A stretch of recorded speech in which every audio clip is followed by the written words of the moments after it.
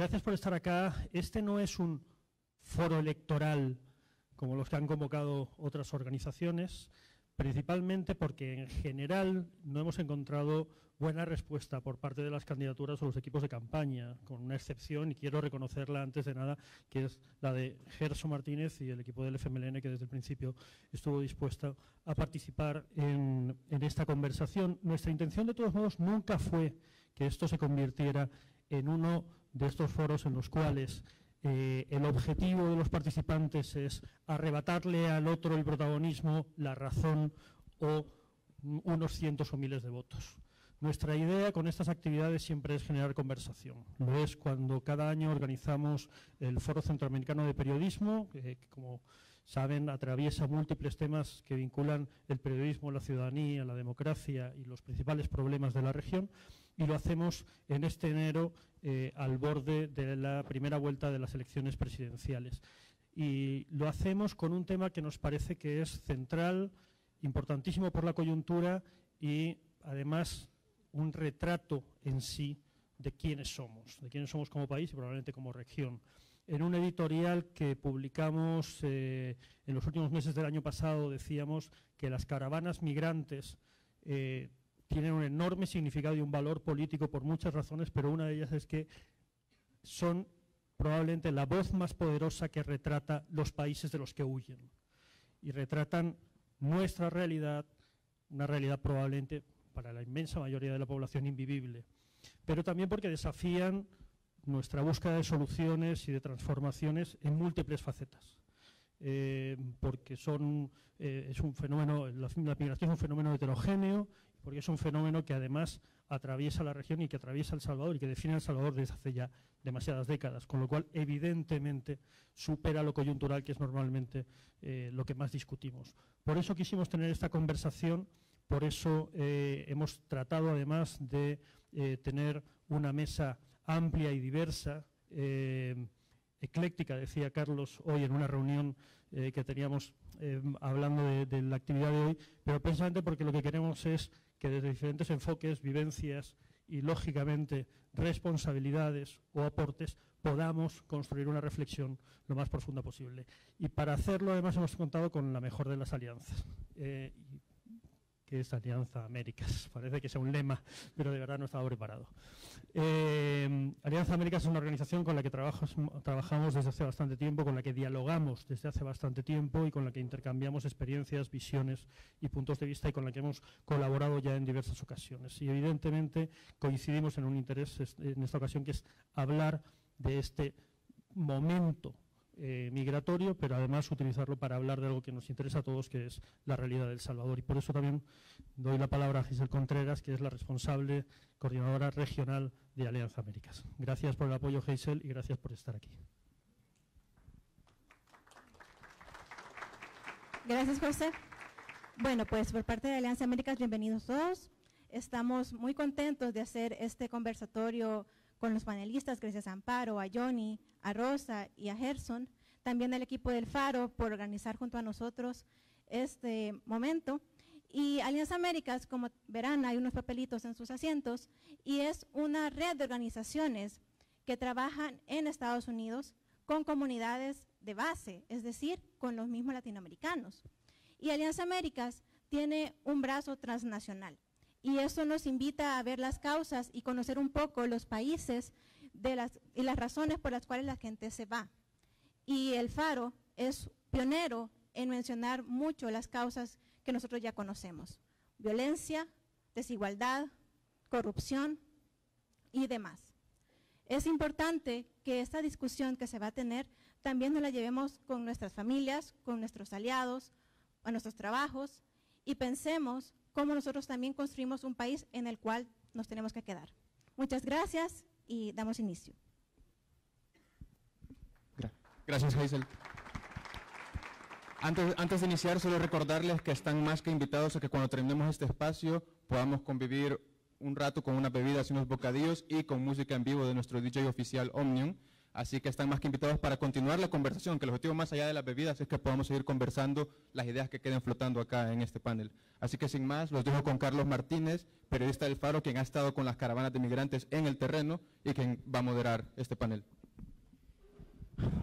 Pues buenas noches, tal como ya lo ha dicho el señor director. Qué maravilla tener este aforo y que entiendo es expresión del interés que hay con respecto de este tema, del tema migratorio, que es un tema transversal en casi todos los ámbitos de la vida de este país.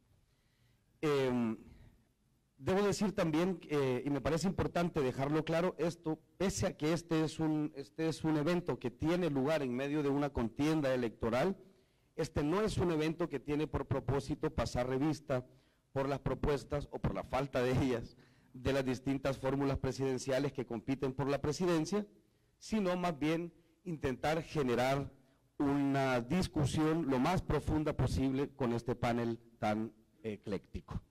Dicho eso, paso a presentar a las personas que nos acompañan ahora, sin ninguna intención de ninguna naturaleza, comienzo de izquierda a derecha.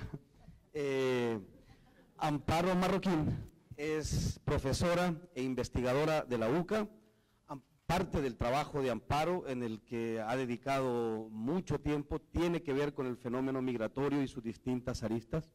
Nos acompaña también Johnny Wright, exdiputado, presidente de un incipiente movimiento político que afortunadamente accedió a acompañarnos para este conversatorio. Rosa Anaya, gerente del proyecto Segundas Oportunidades. Rosa trabaja en el terreno y tiene un trabajo particular con privados de libertad en tanto a sus posibilidades de reinserción, a sus comunidades y a la vida civil del país.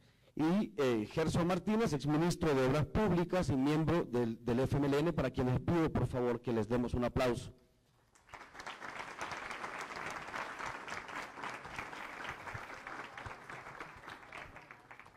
Veamos, me gustaría comenzar con esto, para intentar poner los puntos sobre las IES al inicio de este conversatorio, y es que me da la impresión cada vez que aparece reflejado en una propuesta electoral o en una propuesta de acciones políticas o de debates sobre el tema de migración, que el tema se centra en esta cosa: ¿cómo hacer para evitar que eso ocurra? ¿No? Es decir, cada vez que parece que el tema se debate, orbita alrededor de cómo hacemos para detener el fenómeno migratorio. Y me gustaría comenzar hablando puntualmente de eso. En términos de debate, comienzo con vos, Amparo, en términos de debate, siempre he tenido la sensación de que esta pregunta es una pregunta atávica, que no permite avanzar o profundizar o darle vuelta a un debate que es muy complejo. ¿La detenemos o no la detenemos? ¿Y cómo la detenemos? Bien. Dicho esto, en la conducción de las investigaciones sobre el fenómeno de migración, ¿cuál es, según vos, la pregunta en la que debería evolucionar esta otra tan simple y tan repetida, que es cómo hacemos para detener la migración, o qué factores hacen que se incentive y cómo la detenemos? ¿Cuál es, según tus investigaciones y según el aporte académico que haces alrededor de este tema, el lugar hacia donde se debería caminar esta pregunta básica que normalmente se hace? A ver, yo voy a responder no desde lo que yo hago, sino un poco desde el aporte de la academia en general, no solo el mío, digamos. Yo creo que eso que vos estás colocando es fundamental, porque me parece que nosotros caímos en una trampa, que es una trampa que empezó en 2001, o bueno, no empezó, pero que se volvió muy evidente en 2001 con el tema de las Torres Gemelas, y esto cuando la agenda migratoria pasa a formar parte de la discusión sobre seguridad de los distintos países, ¿sí? Es decir, digamos que ahí tenemos digamos, si podemos poner distintos parteaguas, ahí tendríamos un parteaguas, y entonces cuando pasa a formar parte de la agenda de seguridad, entonces se empieza a hablar de esto que vos estás señalando, que es el problema migratorio. Es decir, antes se hablaba de la migración como un fenómeno, como una realidad, como algo que sucede, pero de pronto se empieza a trabajar como el problema migratorio. Y en el caso de la academia en particular, ustedes saben que la academia salvadoreña tiene muy poca capacidad de hacer investigación de mediano plazo. Y la investigación que se suele hacer es una investigación que viene financiada. Bueno, de hecho, incluso a veces en el periodismo también pasa esto, ¿no? Es decir, me da plata para hacer un trabajo de investigación, pero entonces la plata que te daban justamente venía con esa pregunta, ¿no? Es decir, la pregunta es, ¿qué hacemos para atacar el problema? Yo siempre he pensado que la pregunta debería de ser, ¿cómo queremos migrar? Punto. Sí, es decir, ¿cómo quiere este país migrar? Porque la principal causa de reunificación familiar todavía hace 5 años seguía siendo, la principal causa para migrar hace 5 años todavía era la reunificación familiar.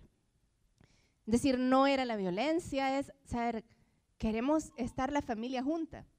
Entonces, la pregunta es cómo queremos migrar. Y en ese sentido, nosotros deberíamos exigirle, me parecen bien nuestros políticos, a las investigaciones que nos den datos para permitir eso.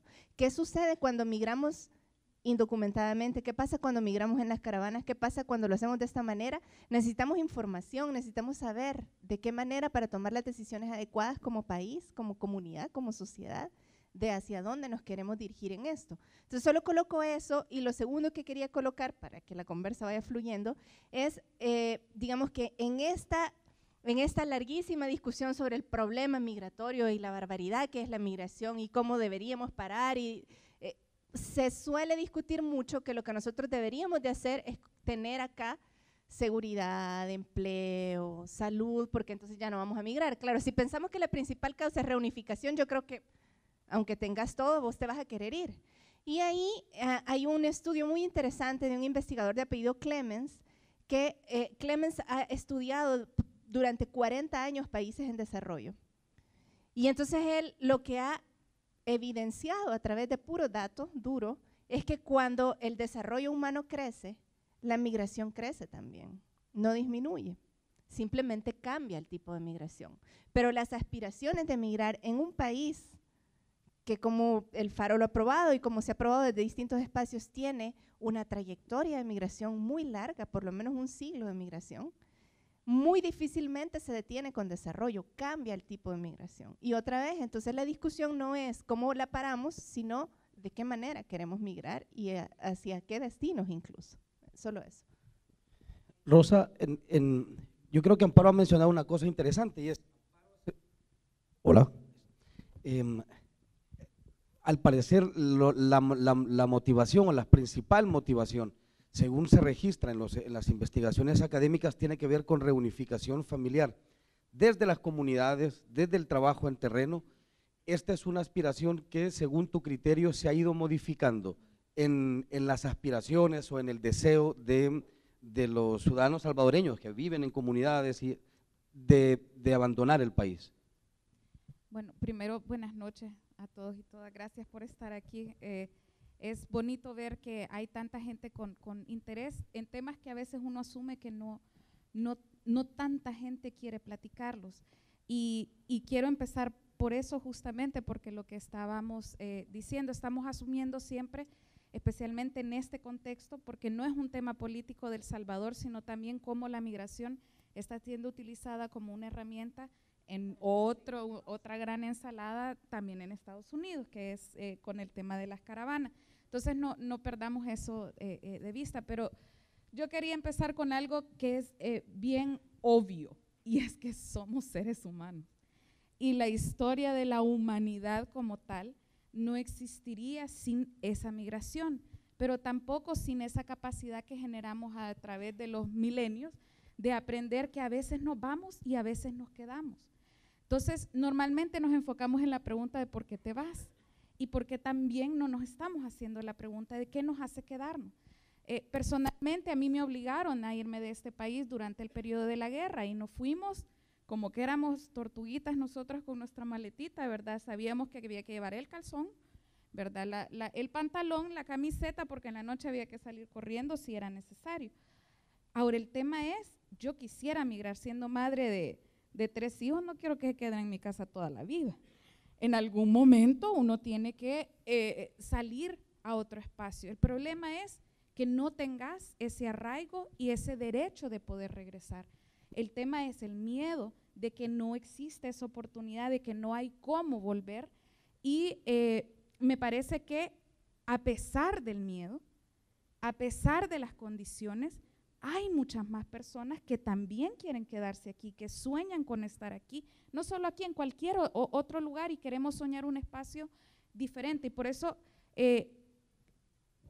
hay algo bien interesante en torno a la pregunta que hiciste en concreto, cómo nosotros vemos cómo la gente va evolucionando en su actitud. Y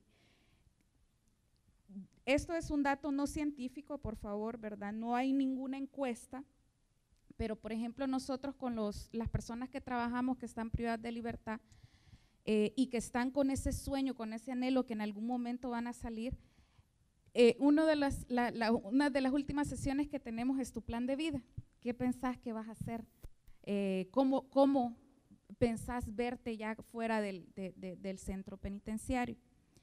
Y 99% de las personas a quienes hemos preguntado, la primera opción es: yo me quiero ir del país. Me quiero ir del país no porque no tenga opción, son carpinteros, son obreros, ahí tenés licenciados de todo tipo, o sea que ahí no es un tema de falta de oportunidad, aunque sí es muy cierto, pero sobre todo es la estigmatización y la discriminación que cualquier persona de estas sabe que al salir, si digamos entre comillas aquellos que normalmente andan buscando una oportunidad no la encuentran, aquellos que ya tienen este estigma es doble. Pero cuando le hacemos la segunda pregunta, después de todo el proceso que elaboramos con ellos, enfocados en el tema de construcción de paz y cómo construimos eso aquí, que yo no lo conozco todavía. Ninguno de nosotros lo conoce todavía, hay que describirlo. Todos y cada uno de ellos dicen: si yo tuviese cómo quedarme, mi primera opción no es dejar a mi gente. Si yo tuviese cómo crecer, y no estamos pidiendo una casa de $1 millón, no es el tema del consumo, es el tema de un sueño, del anhelo, de qué es lo que queremos construir como sociedad. Y esta sociedad está creando las condiciones de lo que estamos viendo, y normalmente le echamos la culpa a otros. Por ejemplo, por nombrar a los de siempre, ¿verdad? Es que la pandilla se roba a nuestros jóvenes. Mentira. Imagínense qué fregados estamos, que cualquier criatura de nuestro país opta por irse con ellos. ¿Y qué es lo que le estamos ofreciendo nosotros? Dejemos de echarle la culpa a la pandilla. ¿Qué le estamos ofreciendo? ¿Cómo es que esta sociedad no tiene la capacidad de amar tanto a esta criatura que decide que lo cachimbeen en otro lado? Esa es la pregunta que debemos estarnos haciendo a la hora de pensar por qué migramos, pero también por qué nos quedamos, qué queremos aquí. Gerson, desde la acción de la política y desde la acción de las personas y de las instituciones que toman decisiones, entiendo que es incontestable la idea de necesitamos generar trabajo, necesitamos generar comunidades más seguras, necesitamos generar oportunidades de educación.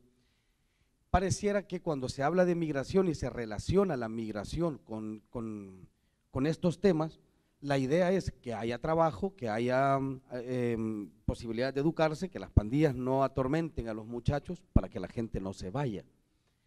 Ellas dos han planteado un tema, y es la migración no necesariamente está atada, digo no necesariamente porque parece que también está atada a esto, a las maldades o a los abandonos que las personas padecen en sus propios países. Es desde la acción del poder, desde la acción del ejercicio público, el enfoque o una transformación de este enfoque más allá de cómo hacemos para parar la migración, siendo que las preguntas que planteaba Amparo, por ejemplo, se transforman en cómo migramos y las razones por las que migramos.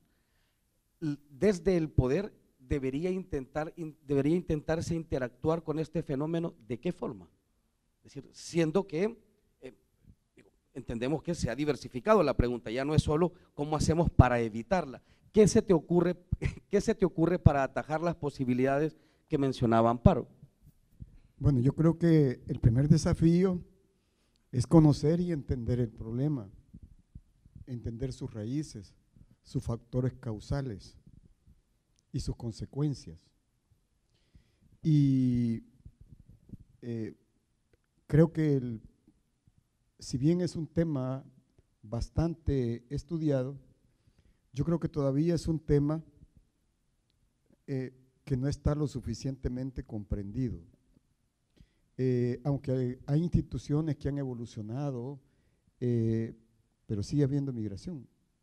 Pero yo quisiera volver a un punto que se comenzó a abordar Amparo. El tema, ¿es buena o no es buena la migración? Es que el tema es que no lo debemos de responder en abstracto. ¿Por qué se va la mayoría de gente? ¿Por qué se ha ido históricamente la mayoría de gente? Hay gente que se ha ido porque quiere progresar, vivir mejor, sí, pero hay gente que claramente se ha ido porque tiene hambre, porque tiene años de no tener trabajo, porque no somos una sociedad justa, equitativa, porque no hemos avanzado a una prosperidad socialmente compartida, porque hay angustia, desasosiego en los hogares. Creo que esa es una raíz fundamental.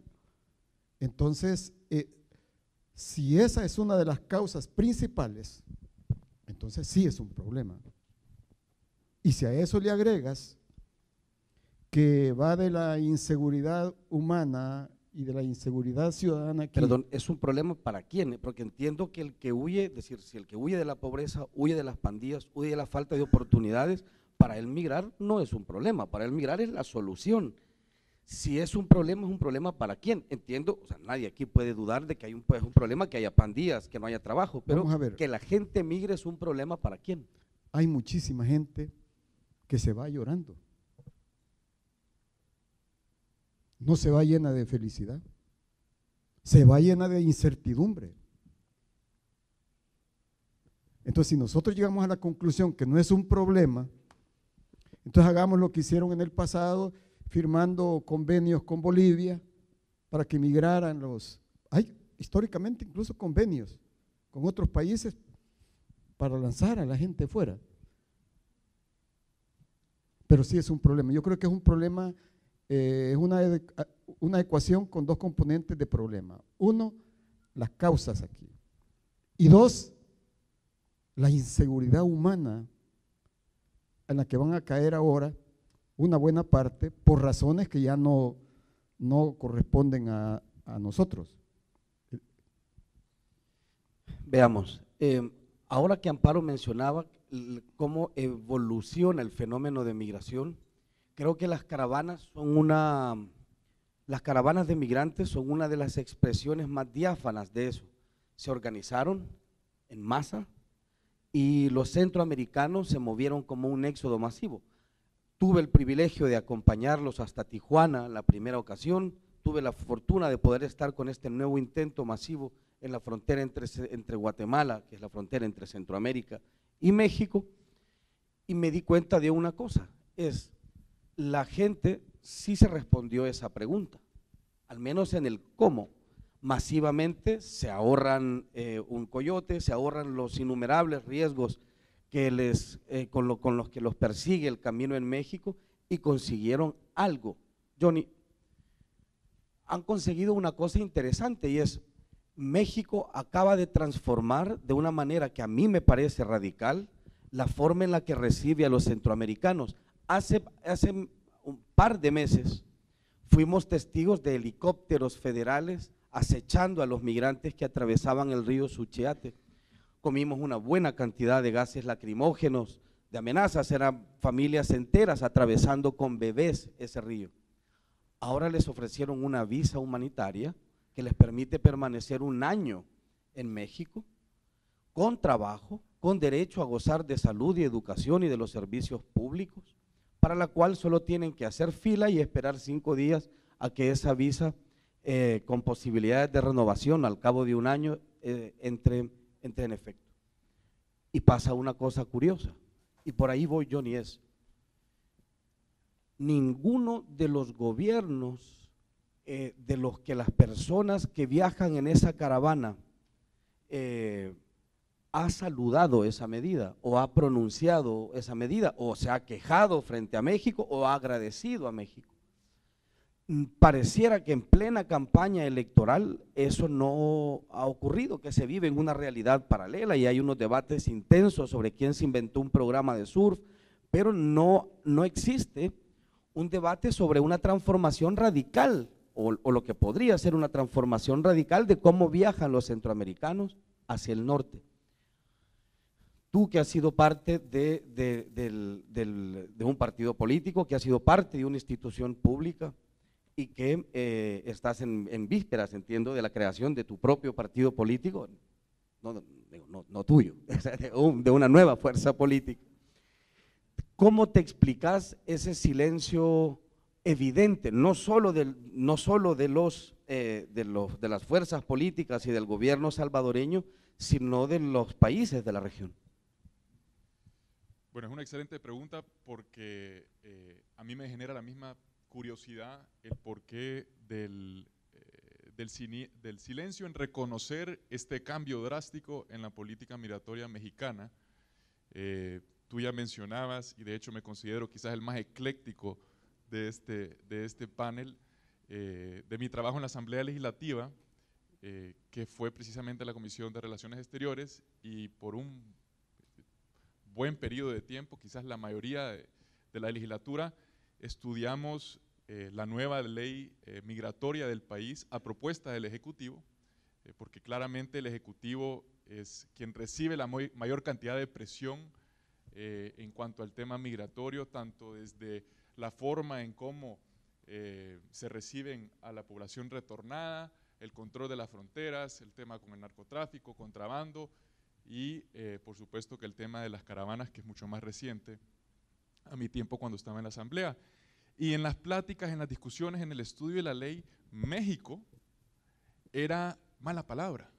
Es decir, en el camino hacia el norte, era en México donde se estaban dando violaciones, secuestros, desapariciones, y México nunca llegaba y se sentaba en la mesa. Y nosotros, por lo general, en el trabajo de la comisión, con lo que tenía que ver con el tema migratorio y que se dio el anuncio de la cancelación del TPS, nos preocupó mucho la retórica del presidente Trump cuando llegó. Quisimos hacer un abordaje directamente con el Congreso estadounidense y fuimos de la mano con aquel entonces canciller, que es ahora candidato a la presidencia, Hugo Martínez, a abogar por la población migrante.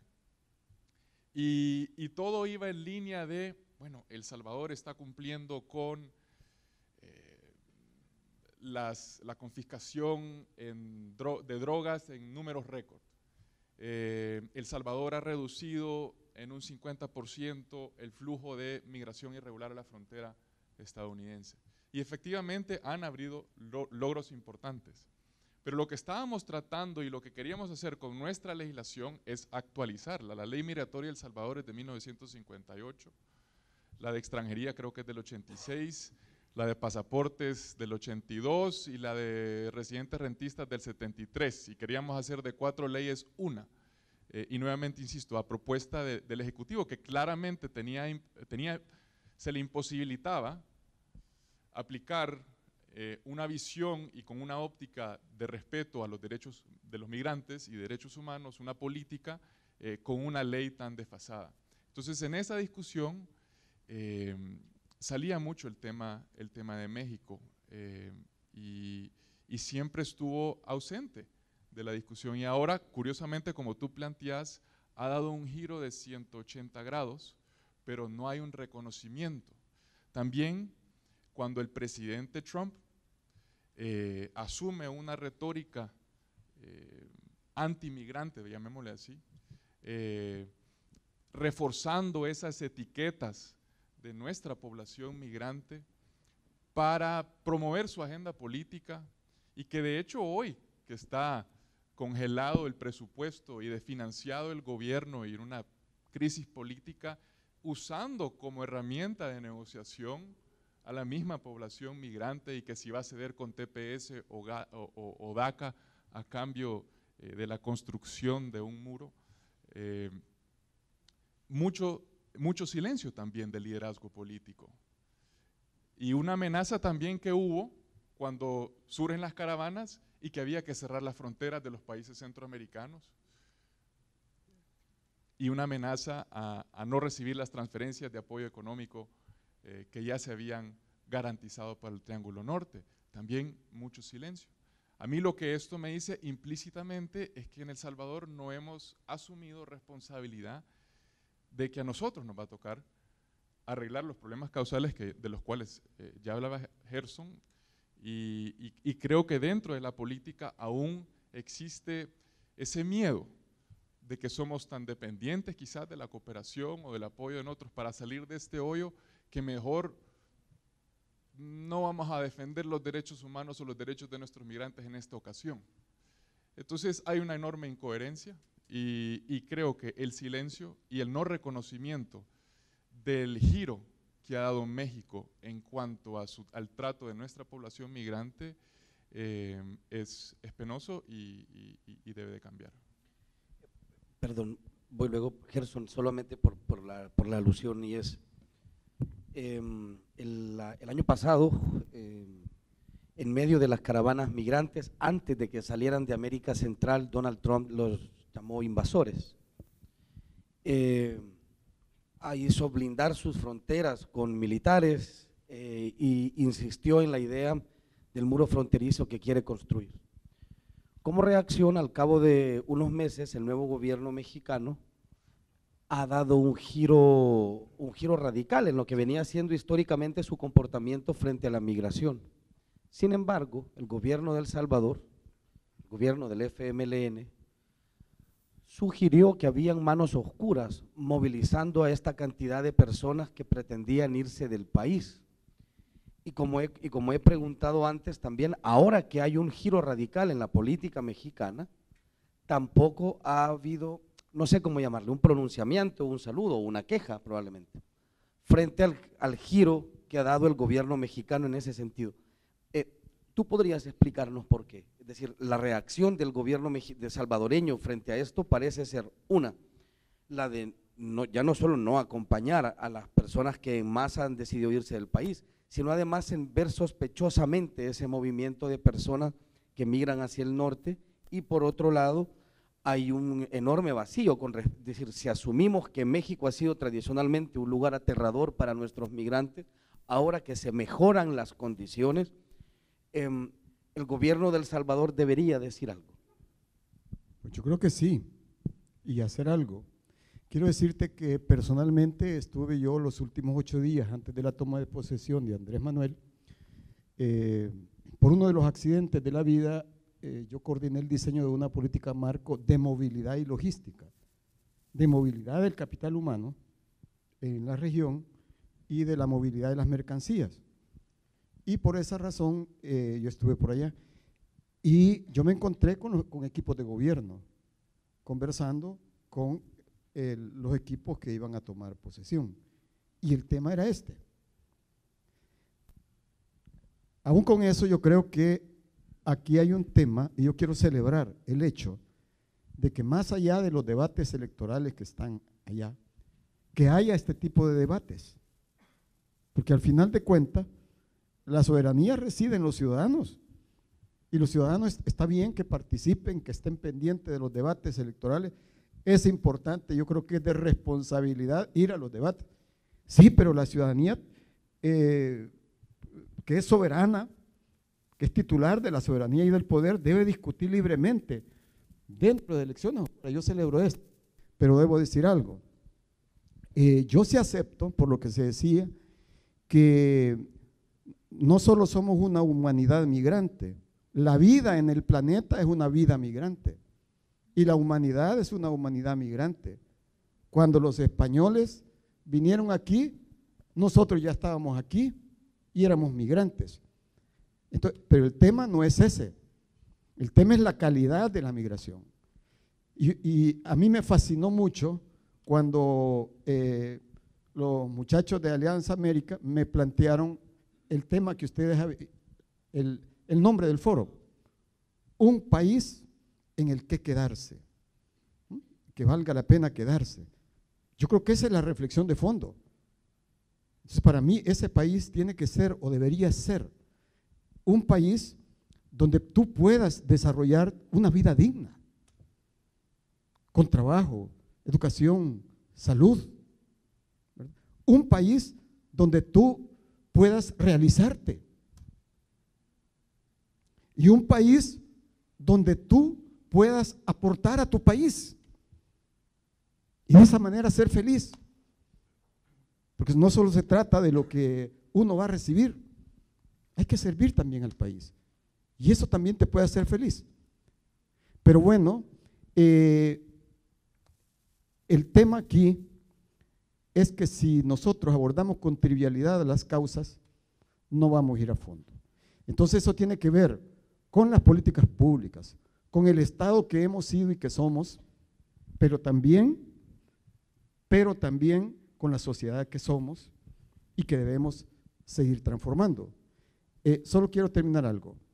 Se han implementado en el país cantidad de reformas de Estado. Millones se han gastado financiando reformas de Estado en los últimos 50, 60 años. Pero resulta que afuera reside casi el 40% de la población, del pueblo salvadoreño. Somos un solo pueblo dentro y fuera del país, no dos. Somos una sola nación dentro y fuera del territorio, porque territorio y nación es otra cosa. Y esa nación que está afuera, esa ciudadanía que está afuera, ¿es soberana o no es soberana? Las reformas de Estado, bueno, hoy hay un viceministerio de migrantes, hay muchas cosas que se han hecho, sí, pero a mi juicio debe hacerse una reforma del Estado y de la política pública que asuma a la nación salvadoreña dentro y fuera del país como sujeto fundamental de esa reforma. Me quedo con lo del Estado, pero creo que también hay una responsabilidad social. Dicho eso, así en breve, a ver si he conseguido entender bien, tendremos la certeza de que el Estado salvadoreño ha hecho bien su trabajo en términos de migración cuando la gente deje de irse. Pues mira, todo depende, si tú miras el problema de la migración solo como una oportunidad y cerramos los ojos a las causas que están disparando migración, entonces la conclusión va a ser una. Pero si nosotros profundizamos sobre el drama, los factores causales múltiples, lo que significa esa aventura de viajar hacia los Estados Unidos y lo que se está padeciendo allá por la xenofobia, entonces sí es un problema. Y es importante tener una política migratoria, sí, para seguir con la hemorragia humana. Sí hay que tener una política migratoria, pero hay que tener un paradigma de una nueva sociedad, de cómo mejoramos la sociedad, de cómo mejoramos el Estado que somos y hemos sido. Podemos estar de acuerdo con algunas medidas o no, pero hay una alta responsabilidad del Estado, hay una alta responsabilidad de los poderes. Entonces hay mucho que reflexionar. Quizá en la siguiente parte podemos abordar sobre algunas medidas, algunas ideas que puedan ser útiles. Rosa, ¿querías decir algo, no? Es que yo quiero retomar otra vez para los demás esta pregunta que tú planteaste, y es para quién es el problema. Porque al final de cuentas siempre estamos intentando responder desde la óptica, no desde cómo a nosotros nos afecta o no nos afecta, cómo queremos migrar, qué tipo de calidad, cómo nos queremos quedar, sino que queremos resolverle el problema a alguien más porque es su problema, no es, como tú decías, pues ellos están resolviendo lo que en ese momento tienen que hacer y es irse por la razón que sea. Y un poco reflexionar, porque normalmente piensa uno en migración inmediatamente muro y Trump, ¿verdad? Aquí ahorita estamos así como la caravana, estamos clavados en eso, pero no es la única forma de migración, no es la que se está dando masivamente. Y yo a veces me pregunto, esto yo no tengo la respuesta, pero yo jamás en mi vida he visto la pobreza más triste como la he visto en Estados Unidos. Y me parece tan irónico, porque ni en mi pueblo, allá la viejita que tiene barriendo su casita de tierra y le echa aunque sea agua para que se vea bonita, es una dignidad diferente al nivel de pobreza hasta del alma. Es que es una cosa inexplicable cuando tú vas a calles como Skid Row. No te puedo explicar, y aún así lo vemos como opción. Luego no nos preguntamos, ¿y qué pasa con los estadounidenses o los ciudadanos estadounidenses que vienen aquí? Porque aquí o en estos países es mucho más barato jubilarse. Mire qué bonito, y nosotros qué restricciones les estamos poniendo o estamos dando la bienvenida. ¿Cómo darle vuelta a las preguntas para intentar ver desde nuestra óptica qué significa este fenómeno? ¿Es el problema para ellos? ¿Es problema para nosotros? ¿Es una solución para quiénes? ¿Y cómo lo vamos a ir tratando en función de esa visión colectiva que queremos construir de ciudad o de ciudadanía, donde los que quieren quedarse tienen la oportunidad y los que quieren caminar, bienvenido sea? No, yo lo que quería era un poco reforzar justo esto último que ha señalado Rosa, que es, digamos, uno de los grandes lemas que tienen casi todos los movimientos migratorios, es decir, Alianza América lo usa la Alianza Nacional por TPS que está ahorita acá acompañando, es decir, ¿qué es? Que quien quiera migrar pueda hacerlo y que quien quiera quedarse lo pueda hacer ejerciendo sus derechos, tanto al migrar como al estar, ¿no? Es decir, yo sigo pensando, quizá porque soy profe y soy obsesiva con el tema de las palabras, que decir que la migración es un problema es una cuestión política que favorece mucho a los países receptores que están queriendo colocar esto como algo que no es, ¿no? Es decir, y que lo que nosotros tenemos que insistir es en el tema del enfoque de derechos, ¿verdad? Es decir, que quien quiera migrar puede hacerlo y que quien quiera quedarse puede hacerlo. Es decir, Gerson decía, bueno, he estado viendo el tema del tránsito y la movilidad, pero no solo de personas, sino también de mercancías. Y justamente una de las discusiones que desde migración hemos insistido es, a veces es más fácil que de Centroamérica a Estados Unidos atraviese una caja de tomates y llegue, que una persona pueda hacerlo, ¿no? Entonces, lo que nosotros queremos es, digamos, la discusión, me parece a mí, pasa por colocar este elemento, ¿verdad? La migración tal como la planteas tú no es un problema. Es decir, el acto de poner un pie delante del otro hasta salirse del país. Es un derecho. Es decir, de hecho creo que es el cuarto o el quinto, ¿no? Todas las personas tienen derecho a decidir su lugar de residencia. Ahora, claro, también es un derecho quedarse. El problema en este país, ¿verdad? Y qué es lo que se está situando, me parece, en la conversación, es que hay mucha gente que no tiene derecho a quedarse, es decir, que tiene que salir en este momento, sobre todo por temas de violencia, pero ya decíamos que también, por ejemplo, el cambio climático te está obligando, no hay agua en tu lugar y te tenés que ir, y uno quisiera quedarse. Es decir, hace mucho rato, en 2005, para el Informe de Desarrollo Humano, hicimos una encuesta donde le preguntábamos a los salvadoreños que vivían ya en Estados Unidos, la hicimos en el aeropuerto, es decir, a la gente que estaba entrando. Si entran por el aeropuerto es gente que tiene mucho tiempo de vivir allá y es gente que tiene papeles. Y la pregunta era una pregunta completamente simbólica. A ver, ¿usted dónde quiere ser enterrado cuando se muera? Yo honestamente pensé, tipo 99% me van a decir allá, hacia aquí este país me dejó, o sea, desgracia de país. No, más de la mitad de la gente dijo que querían ser enterrados acá. Y es pura cuestión de arraigo simbólico, es decir, que hay mucha gente que en realidad se fue porque no se podía quedar, pero quiere, aunque sea que sus huesitos vengan de regreso, ¿no? Es decir, hay un elemento simbólico muy fuerte, siento yo, que tiene que ver con esa discusión, es decir, que quien quiera irse se vaya, es decir, hay mucha gente que realmente su construcción pasa por esto que Rosa señalaba, es decir, hay gente que quiere irse a estudiar, que quiere irse a vivir, pero hay gente que quiere quedarse y no puede quedarse, ¿verdad? Pero para mí no podríamos entonces decir que la migración es un problema, ¿verdad?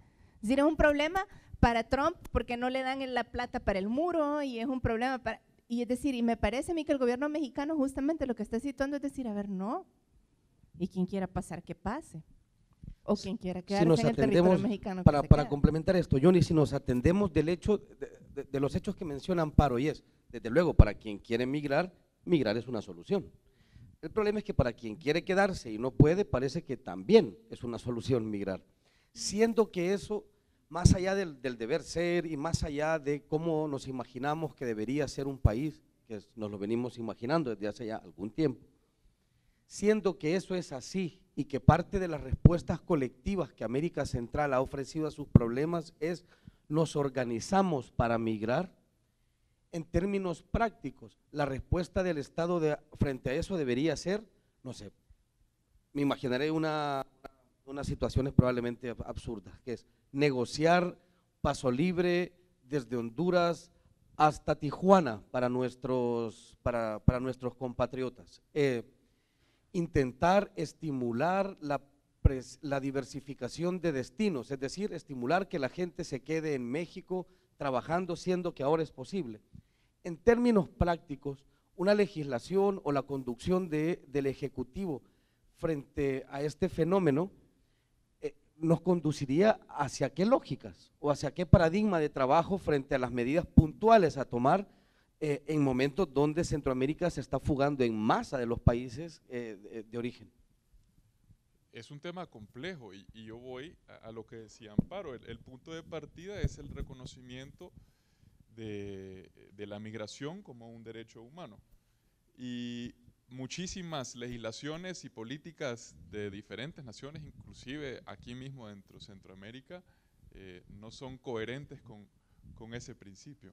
Y también en cuanto a las políticas migratorias del Estado, son altamente sensibles a temas como seguridad nacional.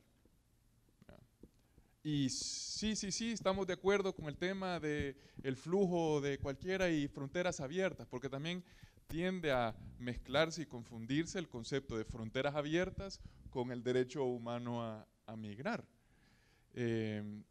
Y los retos que tiene la región por su ubicación geográfica y el tránsito no solo de personas, sino de ilícitos, contrabando y más allá.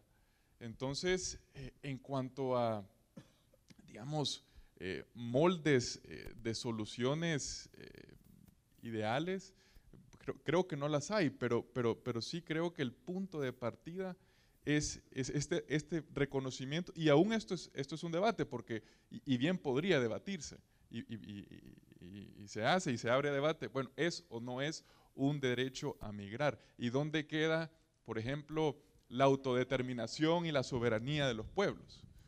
¿Verdad? ¿Dónde dejas eso? Porque ¿qué si la mayoría de salvadoreños no quiere que los nicaragüenses vengan a El Salvador? ¿Qué sucede en Ecuador? Que los cubanos ¿Qué pasen sucede, por acá. ¿Qué sucede en Ecuador? ¿Qué sucede en Colombia?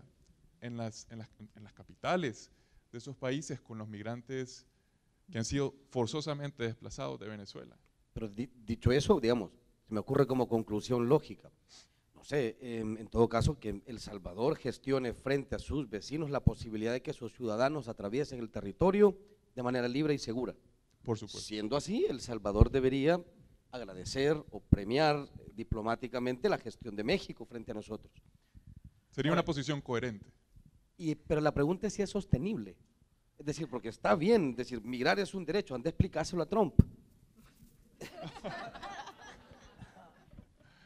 Pero, mira, Solo quiero agregar sí, por favor. una pregunta a esto, y es el tema de que también los salvadoreños debemos preguntarnos cómo nosotros estamos tratando a los migrantes cuando pasan por aquí. Porque nosotros solo vemos, sí, bonito es ver lo que el otro está haciendo, pero ¿qué estamos haciendo como país? ¿Cómo estamos haciendo este proceso? No podemos, yo digo, tragarse la propia pildorita, ¿verdad? Porque no podemos pedir a otros que hagan algo que nosotros mismos no estamos haciendo. Y aunque hay esfuerzos, eso no quiere decir que aquí es, digamos, sueño del migrante tampoco, ¿no? También tenemos que preguntarnos. Yo solo coloco otra nota al pie que tiene que ver con la manera como en general las relaciones diplomáticas se han llevado acá en el país. Yo recuerdo mucho una caricatura que se publicó en la jornada después de la masacre de Tamaulipas, es decir, con el gobierno anterior, donde la caricatura era la canciller mexicana diciendo, frente a la masacre de Tamaulipas, donde muchos salvadoreños fueron asesinados, la caricatura decía, nos sorprende mucho la postura del gobierno salvadoreño, pensábamos que nos iban a mentar la madre, ¿no?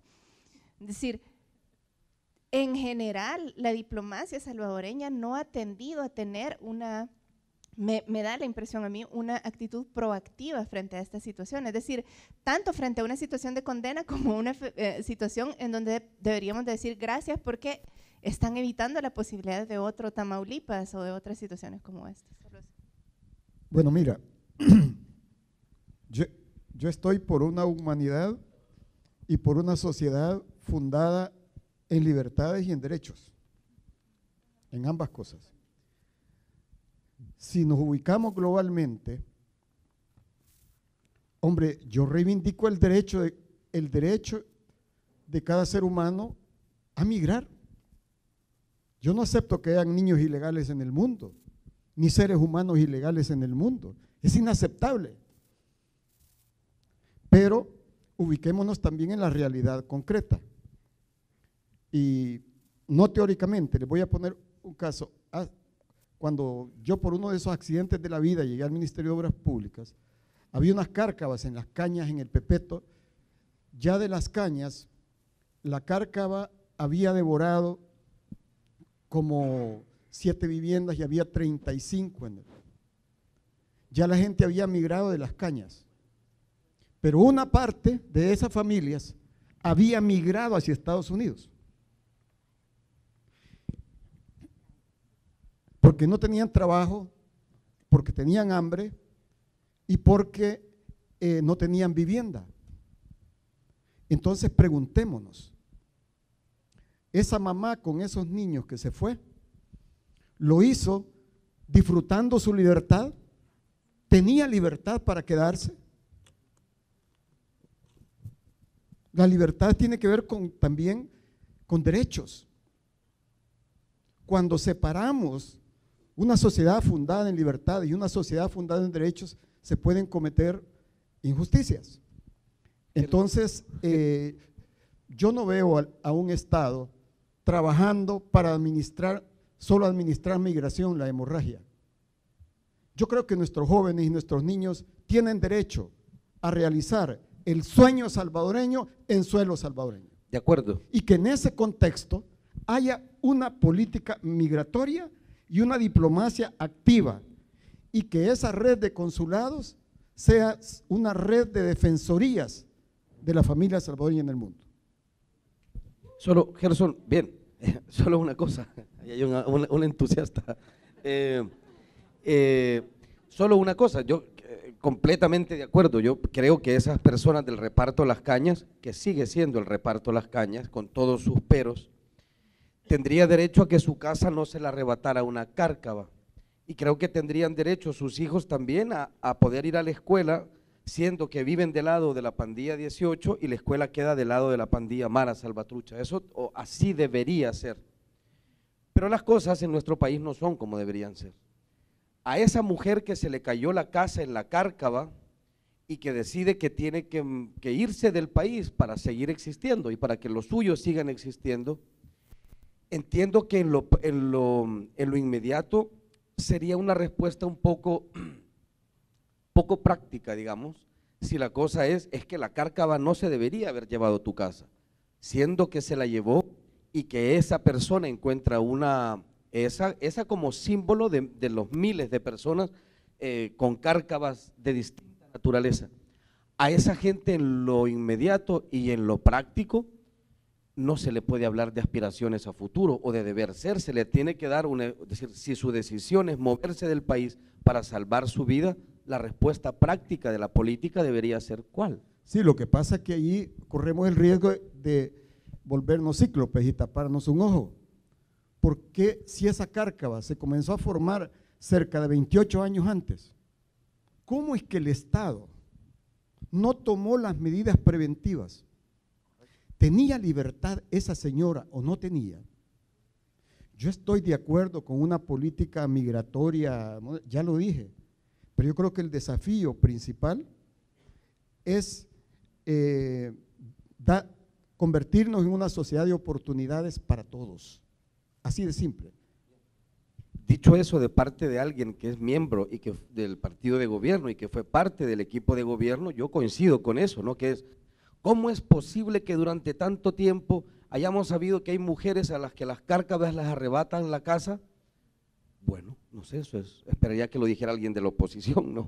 No, siempre lo dije, porque cuando yo llegué, mandé a hacer una inspección, y la primera inspección nos dio 978 cárcavas, no se había eliminado ni una. ¿Cuántas casas caben en esa cárcava? Bueno, al final se fueron una cantidad, pero quiero decirles una cosa, no eliminamos las 978, pero eliminamos cerca de 800 cárcavas. Y todavía hay cárcavas que amenazan a la gente. Pero yo lo puse como un ejemplo. No, el tema es cómo creamos una sociedad de oportunidades así de simple. Por supuesto, en ese contexto, que la gente tenga libertad.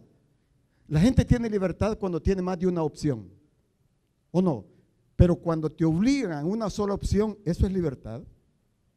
¿No?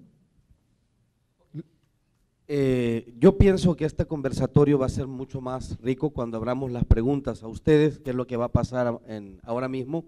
Tenemos con nosotros también a salvadoreños que viven en los Estados Unidos, que están organizados y que entiendo tienen una gestión activa frente al TPS y a DACA.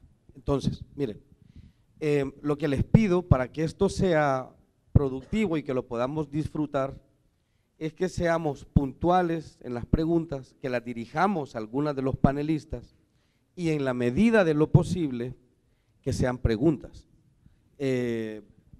puntuales y que nos permitan por lo tanto participar la mayor cantidad de gente posible.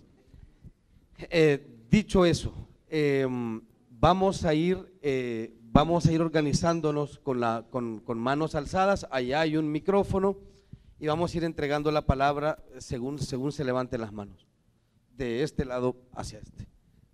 Allá hay una mano alzada, Carlos. Buenas noches. Yo solo quisiera darle vuelta al calcetín en el sentido de si pueden hablar acerca de los retornados.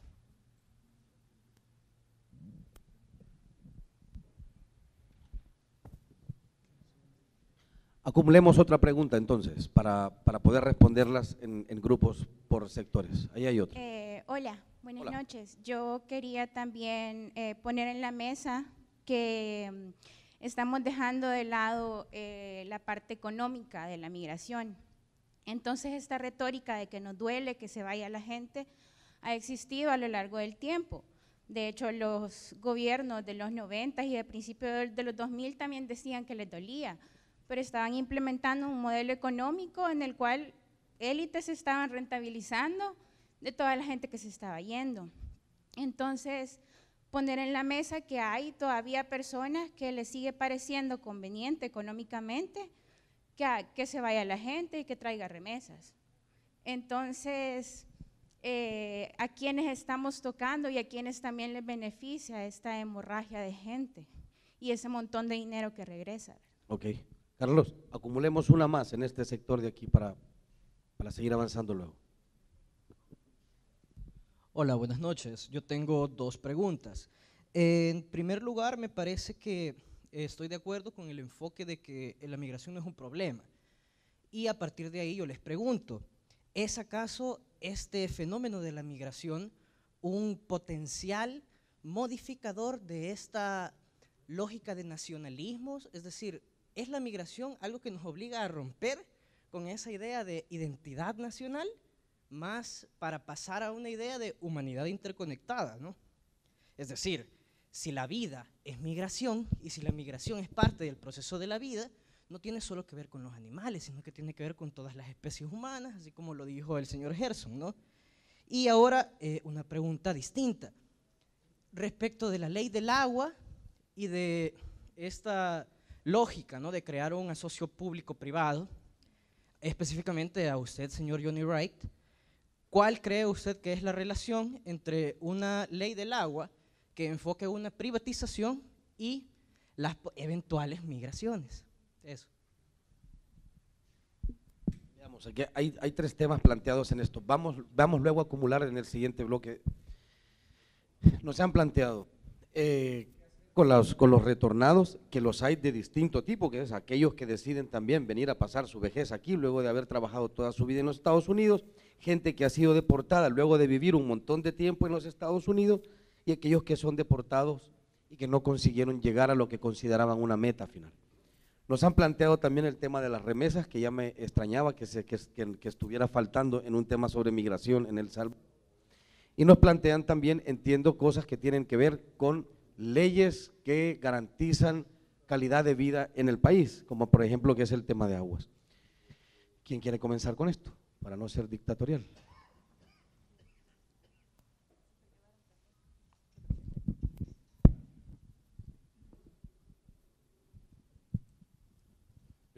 Sobre el tema del planteamiento de agua que hiciste, no voy a ahondar mucho porque realmente no es el tema del foro, y si querés después podemos platicar personalmente. Yo me voy a quedar después del evento y podemos profundizar sobre eso, pero solo brevemente te diré que… ¿Sí? Perdón, solo te diré que no considero que el agua se va a privatizar en El Salvador, porque no puede privatizarse. Creo que hay un candado en la Constitución y ni siquiera me envisiono un panorama en donde el agua sea privatizada, pero indudablemente, ya que tocas el tema del agua, que es el tema del medio ambiente, está directamente relacionado al tema migratorio, sobre todo por el cambio climático, como un factor que va a generar que haya más migración a causa de lugares que antes eran fértiles, ahora serán áridos, y cuando sea el fenómeno de la Niña, pues van a quedar cultivos también inundados, el incremento de la temperatura del océano, es decir, el cambio climático es una realidad y efectivamente va a ser un factor de migración. Pero si querés después platicamos más a profundidad sobre la propuesta de ley.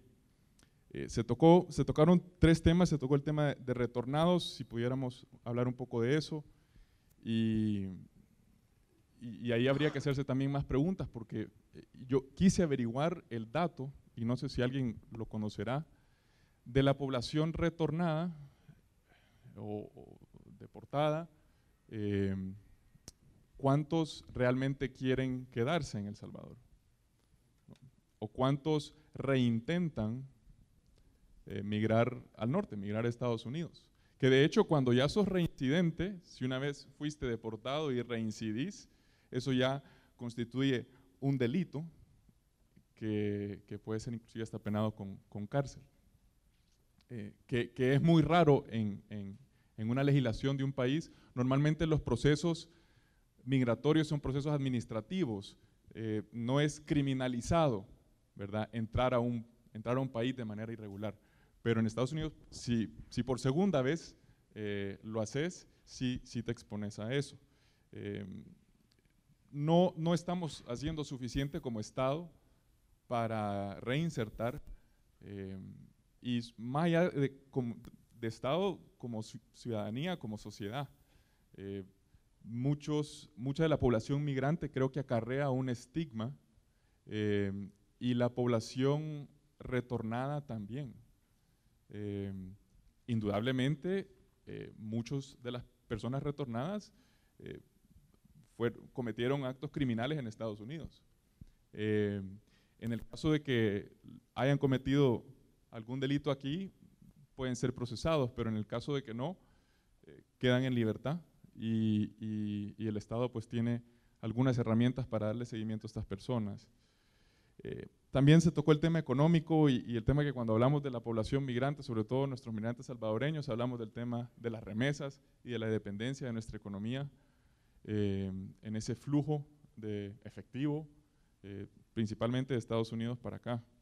Y debemos también romper con ese estigma, o únicamente ver a nuestra diáspora como una fuente de ingresos adicionales, y ver más el potencial que tiene realmente la diáspora salvadoreña. Yo creo que hay un gran distanciamiento y hay muchas cosas que se pueden abordar, que se pueden hacer desde el trabajo consular, desde el servicio exterior y con políticas que integren a nuestra diáspora de manera más efectiva y no solo verlos como un potencial económico. Yo también he visto muchos desarrollos mobiliarios en Oriente, sobre todo grandes, y no sé si han estado en el aeropuerto alguna vez y visto algún anuncio en algún televisor ahí vendiendo lotes y terrenos, y los principales clientes para estas propiedades son los hermanos lejanos, son la diáspora que compran una propiedad con la esperanza de venir a retirarse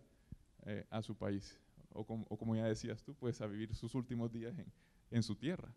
Entonces, perdón. Amparo, querías decir algo. A ver, yo solo voy a tocar dos de las cosas que aquí se señalaron. Una, sobre el tema retornados, yo solamente quiero posicionar el hecho de que el retornado en general ha sido profundamente estigmatizado y tenemos por lo menos 30 años de estigmatización del deportado. Es decir, el deportado equivale a un criminal, el deportado equivale a un marero, el deportado equivale a alguien que tiene antecedentes criminales. Es algo que se ha venido repitiendo por lo menos durante 30 años en este país. Y en realidad, digamos, las estadísticas lo que nos dicen es que más o menos un 10% de gente viene con antecedentes criminales. Un 10%, 90% no. Y de ese 10%, la gran mayoría tiene antecedentes tipo han manejado sin licencia. Yo quisiera saber cuántos de acá alguna vez hemos manejado sin licencia. Puedo vivir sin saber el dato, quiero decir, era retórica, ¿no? Pero digamos, hay una estigmatización muy grande hacia el deportado, que es casi como lo que Rosa señalaba con la gente que tiene antecedentes penales. Es decir, no te dan trabajo porque sos deportado y entonces seguramente qué mal vicio tuviste allá, ¿no? Es decir, entonces yo quiero señalar eso como un elemento y solo otro dato que yo creo que es importante en esto es que a partir de Obama nosotros empezamos a tener unos niveles de deportación muy altos y las cifras se invirtieron. Regresaba más gente que la gente que salía. O sea, Obama ha sido quien más gente ha deportado a este país. Todavía hasta hoy Trump no consigue ganarle a pesar de que grita más, me parece a mí, ¿no? Pero o sea, los niveles de deportación son muy altos y en este momento, ahorita, digamos, lo último que nos decían era 3 aviones regresando a la semana desde Estados Unidos, es decir, aproximadamente cada avión 100 gentes, 80 gentes, y 2 buses diarios regresando desde México. Y en este tema que Johnny estaba señalando, la gente suele volver, estar 1 o 2 días y después irse de regreso, a volverlo a intentar. De hecho, normalmente un coyote que te ofrece un paquete, lo que te ofrece es por lo menos 3 intentos. Si es que no, algunos te dicen, bueno, yo hasta que usted llegue, todas las veces que usted quiera, 8 veces tratamos, no hay problema, ¿sí? Lo cual te vuelve muy difícil también el tema de contabilizar cuánta gente, es decir, lo único que se tiene claro es cuánta gente vuelve, pero esa gente puede haber regresado 5 veces, digamos, es decir, ahí tenemos unos elementos. Y lo otro que quería señalar muy rápido es el tema del Estado-Nación, que yo creo que es un tema súper interesante. Mi impresión es que no estamos caminando hacia una humanidad global. Es mi sensación, sobre todo con el retorno de estos discursos populistas muy nacionalistas, me parece que no. En el caso de El Salvador, yo creo que nosotros tenemos muy poco discurso nacional porque hemos tenido muy poca política cultural vinculada a esto, pero en cambio sí tenemos mucho arraigo local. Acá estoy viendo una camiseta que dice migueleño de corazón. Entonces la gente tiene mucho arraigo local, es decir, uno no necesariamente es tan salvadoreño, pero es migueleño, es chalateco, es decir, la asociación que más me gusta a mí en Estados Unidos se llama Chula, que es Chalatecos Unidos de Los Ángeles, ¿no? Entonces, el arraigo local sigue siendo fundamental, es decir, lo que la migración te propicia es más construcción en red, ¿verdad? Es decir, somos centroamericanos o somos hispanos y nos cuidamos pero contra un Estado nacional que también es muy fuerte, ¿no? Es decir, creo que el Estado nacional todavía sigue teniendo un nivel de vigencia importante y que lo transnacional no pasa solo por la migración, es decir, creo que el crimen organizado ha entendido muy bien la lógica transnacional, como el gran capital también lo ha entendido, solo eso. Rosa. Justo por ahí iba a comentar sobre el tema de la remesa, porque ese tema de la remesa es un dolor de cabeza para todo el mundo y creo que necesitamos entender mejor, estudiar mejor qué significa y cuál es el impacto, porque por un lado, de la gente con quienes nosotros trabajamos, te puedo decir, mucha de la gente decía, no, pues yo yo ni me interesaba ir a trabajar porque yo tenía y tengo mi remesa todavía. Luego tenés otro grupo de gente argumentando que no se acaben las remesas porque por ahí vamos lavando dinero. Que no hay que parar las remesas en función de, la gente dice, pues cada quien hace con su dinero lo que le corresponde, pero dice la gente que está mandando, bueno, yo estoy mandando el montón de dinero todos los días y yo no veo que mi gente progrese, ¿verdad? Todo se va en la comida, todo se va y ni siquiera es que estamos comprando brócoli, ¿verdad? Pero es puro consumo de lo que sea, ¿verdad? Que estamos intentando ahí, pero no está en función del desarrollo ni local, ni comunitario, ni personal, está en función únicamente del consumo. Pero he visto esfuerzos interesantes de inversión de la remesa comunitaria. Cómo organizar para que la comunidad pueda recibir esa remesa no como individuo, sino como con una idea de un proyecto X en una comunidad. Entonces, habría que explorar. Hay, como todo en la vida, ¿verdad? Cualquier extremo es complicado. Lo cierto es que es algo que tiene un impacto no solamente económico, sino un impacto cultural y un impacto social que luego estamos pagando las consecuencias. No lo vemos directo, pero sí nosotros podemos ver ya, digamos, al final de la cadenita, que no es la remesa, es esta idea de que no necesitas conseguir o tener un plan para desarrollarte porque siempre lo tenés resuelto. Hay esta sensación de que, bueno, ya yo sé que me van a mandar lo que me van a mandar y yo ya tengo resuelta la vida, ni quiero estudiar, ni quiero trabajar, y otros que no, ¿verdad? Que obviamente utilizan eso en función de otra cosa. Y el otro tema que no hemos tocado y que tiene que ver con el narcotráfico, pero también es el tráfico humano, que es otro tema que está también vinculado. No todo es, o sea, el punto es aquí, no todo es ni blanco ni negro.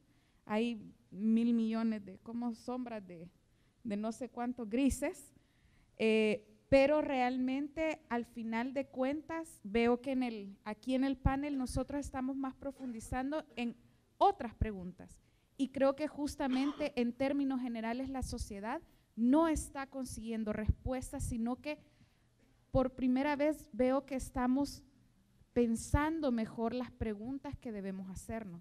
Y muchas veces es mucho más importante preguntar lo correcto que tener la respuesta correcta. Gerson, ¿hay algo que decir con respecto a esto? Bueno, quizás sí. A veces tenemos dobles estándares. Es la globalización para la libre circulación de mercancías, pero es el confinamiento de los seres humanos. Es la xenofobia. Sobre los Estados-nación, una cosa son los Estados-nación y otra cosa son los nacionalismos trasnochados que han conducido a cantidad de guerras y dictaduras, y son dos cosas que se parecen pero no son exactamente lo mismo, ni todas las naciones. No son lo mismo nuestras naciones que las que dejaron las potencias coloniales, por ejemplo, allá donde hay grandes guerras. Yo fui a dar una conferencia a uno de esos países y se estaba hablando del pluralismo y todo eso, y me dice, mire, es que aquí, esta no era nuestra nación. Aquí éramos 9 tribus, eran las naciones, que cruzábamos de tal país a tal país. Cuando los imperios coloniales cayeron, se repartieron, cuadricularon y decir, este es Irak, este es Yemen, este es Libia, que no se correspondía a las naciones originarias.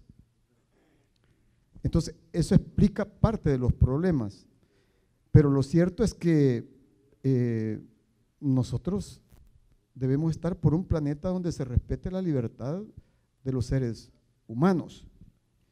En relación a qué hacer, bueno, aquí también, si el migrante logró llegar y es exitoso, es un héroe, pero si viene deportado, hay un estigma, decía. Y es cierto, Ese es un tema que tenemos que resolver, porque no solo es un estigma para el que cometió un delito, sino para todos los deportados. Es decir, este vino deportado y casi lo traen casi como un delincuente, haya cometido o no un delito. Entonces, de alguna manera, esa población deportada es víctima. Algunos pueden ser victimarios, pero al final, ¿qué hacer? Yo quisiera plantearles un par de cosas sobre la política hacia los deportados o cómo hacemos para que la gente no tenga que irse obligadamente y todo. Hay una cantidad de medidas que se están impulsando, que se han ensayado, que se pueden hacer, sí, pero su sostenibilidad. Aquí se ha hablado tanto de política fiscal y lo que se han hecho son reformas coyunturales, contingenciales para resolver problemas de caja. Ha sido toda la vida así.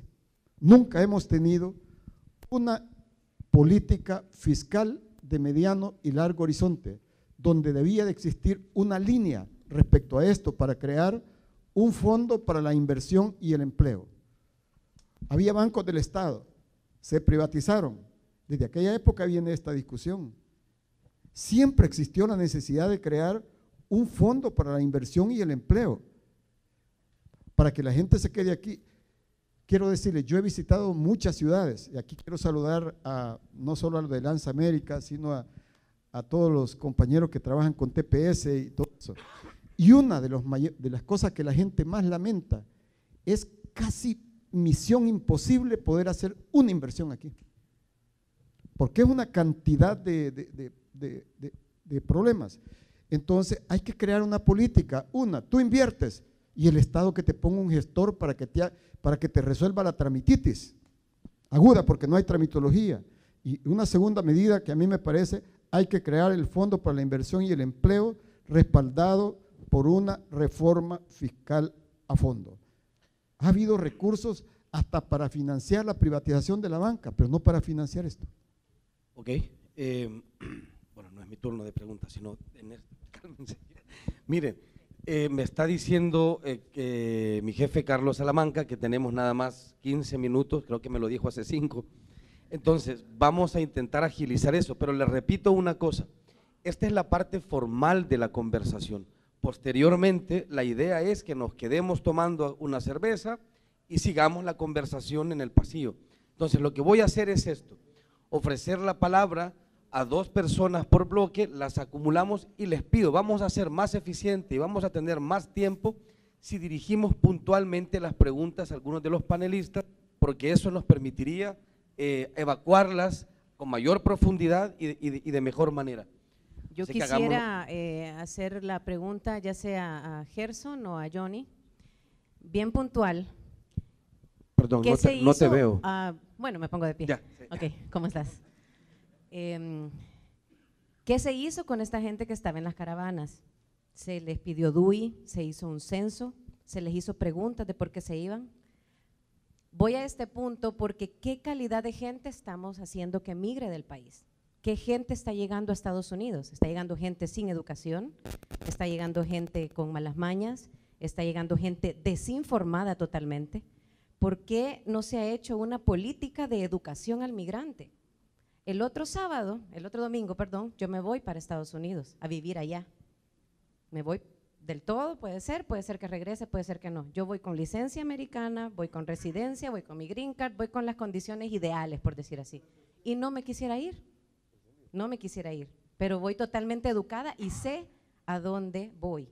Pero allá me tratan mal como migrante. Usted va a un consulado, usted va a una embajada y lo tratan con las patas. Allá la gente que llega con 0 educación, con 0 propuestas, entonces, ¿cómo hacen estas personas para poder nosotros tener migrantes de calidad, por decir así? En Europa hay migración. Y aquí, ¿qué migrantes estamos escupiendo del país?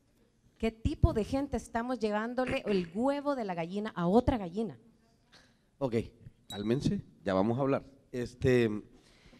Había otra pregunta. Buenas aquí. noches. Buenas noches. Mi nombre es Cecilia Martínez, soy TPS y vivo en Nueva York. Aquí hemos estado escuchando mucho de estadísticas, de problemas, pero tal vez el lado humano que nosotros vemos en los diferentes comités a nivel nacional es un poco diferente. Y el tema es un país en el que quieres quedarse. Entonces yo quisiera saber, o tal vez ustedes pudieran hablar un poco de qué se va a hacer en El Salvador si en caso los 300,000 TPS son deportados. ¿Cómo El Salvador va a garantizar que esos 300,000 salvadoreños que vienen con sus hijos van a tener seguridad, educación, salud y todos los servicios que tenemos en Estados Unidos? Ok. Y una cosita más, también se hablaba de que siempre hay un label, tenemos como una etiqueta todos los inmigrantes, o que somos sin educación, o que somos criminales, y también tendríamos que cambiar un poco eso de la manera en que nos referimos hacia los inmigrantes, porque se habla aquí y en Estados Unidos lo sufrimos nosotros, los inmigrantes que trabajamos duro para salir adelante, porque recibimos discriminación. Eres salvadoreño, eres canguero, y te tratan de la peor manera posible. Entonces aquí se está hablando mucho de formalidades y de esas cosas, pero está el lado humano. Entonces sí me gustaría que hablaran, si es un país en el que me quiero quedar, ¿cómo va a ser El Salvador para que yo regrese y esté segura y feliz con mi familia? Okay. Porque yo quiero regresar. Ok. Carlos. Gracias. Buenas noches. Yo solo quiero hacer una pequeña puntualización. Gerson decía que le gustaba el título del foro, un país en el que quedarse. Yo quería llamar la atención sobre el subtítulo, las no propuestas electorales. Hay 2 eventos que nos estallaron en la cara este año, que parecen ineludibles y que han sido absolutamente eludidos en esta campaña. Uno son, por supuesto, las caravanas, y el otro es el desquebrajamiento de la democracia en nuestros países vecinos, en los 3, Guatemala, Honduras y Nicaragua. Son 2 temas absolutamente ausentes de la campaña electoral. Hay 4 personas que pretenden presidir el país, que han evitado hablar de estos temas, que si los han tocado presionados lo han hecho de manera muy tibia. Yo quiero preguntar sobre eso, ¿por qué se puede llegar hasta el final de una campaña presidencial evitando tocar los temas que nos han estallado en la cara? Las caravanas son un grito hacia todos los políticos de este país. El país nos está escupiendo. Ahora que Gerson decía la libertad es tener más de una opción, me recordó la película La decisión de Sofía, ¿no? No siempre tener más de una opción es libertad. Aquí mucha gente tiene más de una opción, una es que lo maten y la otra es emigrar en esas condiciones. Y yo, Gerson, no creo que eso sea libertad.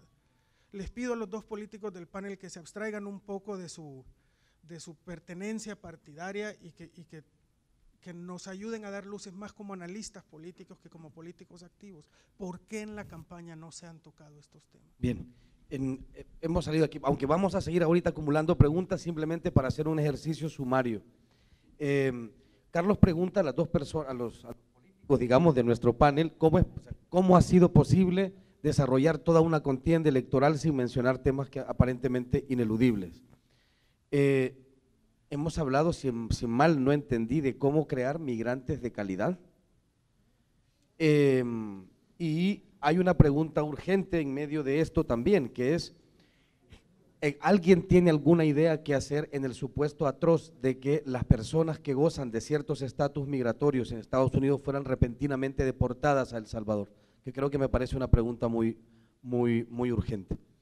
Vamos a acumular 2 preguntas más en este bloque y luego lo vamos a hacer con este otro. Las movilizaciones no solamente se dan hacia el exterior, también hay migraciones forzadas al interior de nuestro país.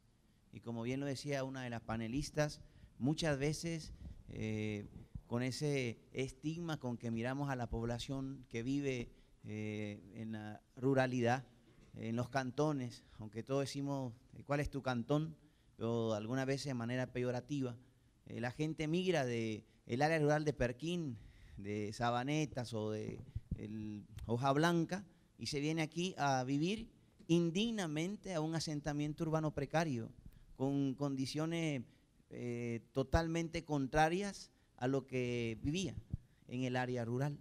Entonces, ¿qué comentario les merece a ustedes como panelistas también? Porque que una familia que haya tenido 3 o 4 generaciones en una comunidad y tenga que moverse de un lado a otro por el tema ambiental, o por el tema de violencia, o por el tema económico, o por el tema de que no existe acceso a la educación superior, ¿qué comentario les merece? ¿A quién dirigís tu pregunta? Una compañera Rosa, sí. Vale. ¿Alguien más en este bloque quiere hacer una pregunta? Bien. Me da la impresión de que este va a ser el bloque más preguntón. Por favor. Buenas noches. Yo tengo una pregunta. La compañera Rosa mencionó lo siguiente: la gente no tiene un sueño y no le estamos ofreciendo un futuro mejor. Como sociedad no podemos ofrecerle amor a esta gente que deciden ir a sufrir a otro lado. ¿Se ha tomado en cuenta a la iglesia en esta situación? Si la respuesta es sí, ¿de qué manera? Y si la respuesta es no, ¿por qué? Siendo la iglesia un ente que puede ofrecer amor y dignidad a la gente. Ok, vamos a acumular otra pregunta. Hola, el por qué no se habla de los temas que nos estallan en la cara en la campaña presidencial, pues es fácil de responder.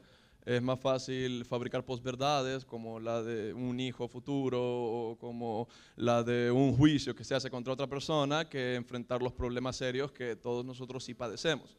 Ahora, la pregunta que yo quiero hacer va directa para Johnny Wright Sol y es cómo se puede solventar el problema cultural, porque es un problema cultural, de la aceptación de los homies. Teresa, quiero precisar esto, lo que estás preguntando es cómo poder hacer para integrar a aquella población deportada que fueron miembros de pandillas en los Estados Unidos. Ok. Migueleño de corazón. Hola, yo soy migueleño, claramente. Pues la zona oriental es la que provee. No sé, lo tocaron a puras señas. Gente que ha trabajado en el gobierno directamente me parece que deberían de manejar estos números, porque cuando tenés migrantes recibimos remesas y porcentualmente un 70% va para Oriente. Una persona he conocido yo de San Salvador profesional lavando platos en un restaurante en Estados Unidos. El resto es de cantones y municipios de Oriente, la mayoría. Y la cosa es regionalizar. Porque de aquí de San Salvador, desde una oficina, que a la gente ni le gusta ir a Oriente, y cuando la gente de San Miguel viene, le vienen haciendo bullying, que uno es de San Miguel, que me molesta, les pido que por favor, como país, como sociedad, superemos este tipo de bullying hacia nuestra misma gente, porque todos somos migrantes. Y puntualmente la pregunta, no sé, cualquiera de las dos se lo podría tomar, porque no sé aquí cómo va el rumbo del país. Somos un país dolarizado, recibimos millones de dólares en remesas familiares, que al final yo sí apoyo la dolarización, porque si no estuviéramos en un desmadre, quizás con alguna impresión indebida de moneda, pero yo creo que la dolarización no se ha aprovechado, porque cuando hablamos de dólares, mi dólar vale aquí en El Salvador lo mismo que vale en Estados Unidos.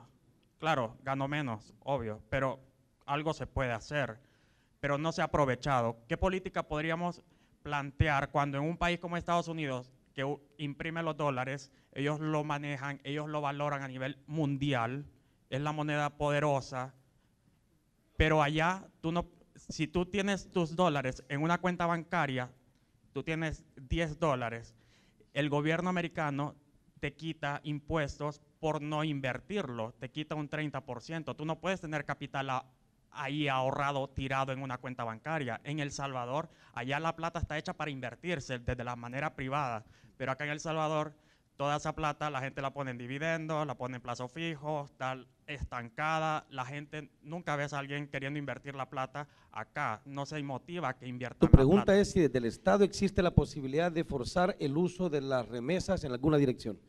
De los ahorros en la inversión privada con el tema de la dolarización. El dólar está hecho para invertirse, pero no se está manejando de una política de inversión desde la vía privada. Vale. Una última pregunta tenemos acá y luego creo que vamos a tener que seguir la discusión en pasillos. Aquí adelante, por favor.